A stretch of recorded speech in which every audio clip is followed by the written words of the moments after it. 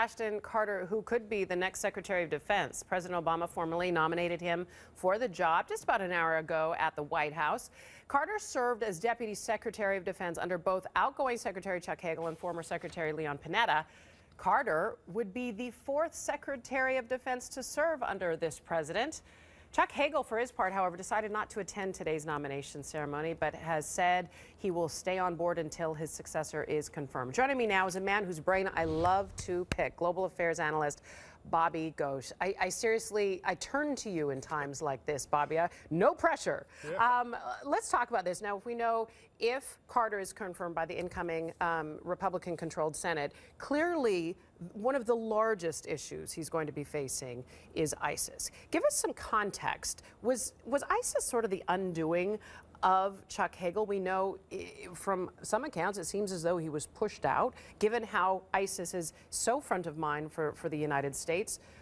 What do you think? Well, for Carter, he has an external problem, the biggest one, external problems, and the biggest one of those far and away is ISIS. He has internal problems, and the biggest one there is the White House. As we've heard over and over again in the past few years, the White House runs foreign policy, the White House runs defense policy in a way that we haven't seen in many years from previous White Houses. So he will have to sort of dance this very, very narrow line where he has to satisfy the White House at the same time, as he has just committed there, be true to the troops that, in a sense, he is commanding. Because they are up against an enemy the likes of which we haven't necessarily faced. This is sort of a newer type of terrorist, if you will. This is the worst kind of terrorist group that has ever existed, and we are fighting them with one hand, maybe two, tied behind our backs. We have no troops on the ground. Our allies in the coalition are quite likely to be fighting each other as much as they are fighting alongside each other against a common enemy. So I have a great deal of sympathy for Carter, because he's entering a hornet's nest. I mean, to be in charge of the Pentagon is never easy, but I can't think of since the Second World War, or maybe since Vietnam, a worse time to be entering this job. If any guy is aware of what he's facing is a guy who was the Deputy Secretary. So, I mean, there is that. I want you to pivot a little bit for me and talk about something that I find curious, intriguing, disturbing. We know that there have been thousands of foreign fighters that have left their home countries to go and fight alongside ISIS. But we're also getting a sense that some of these young men and even women who have been recruited online are starting to be a little disgruntled. What are you hearing, and what do you make of this? Well, there have been lots of stories recently about people writing home, writing to mom or friends, complaining about the absence of facilities, complaining that they're unable to charge their iPods. One famous instance a couple of days ago, a young Indian man returned from the fight in disgust because they were asking to clean toilets. Oh, no.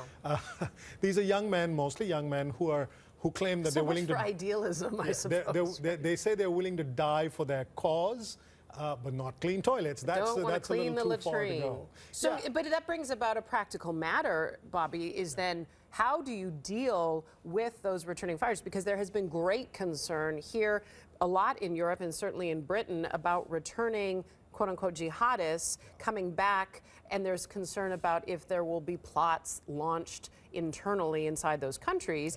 This changes that. There's a little nuance to this, because these are disgruntled former potentially jihadists that are returning home.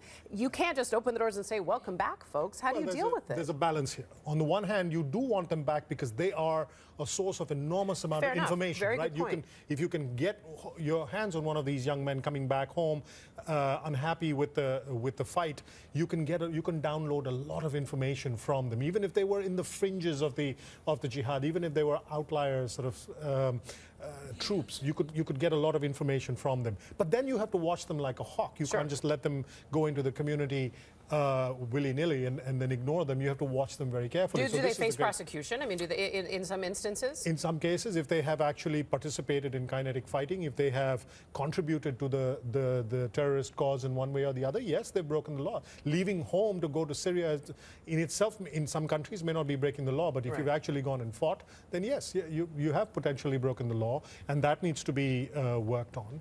There's another element. There's one more thing that we are learning from these letters home, these plaintive letters home. It tells us in an interesting way that ISIS's progress has stopped.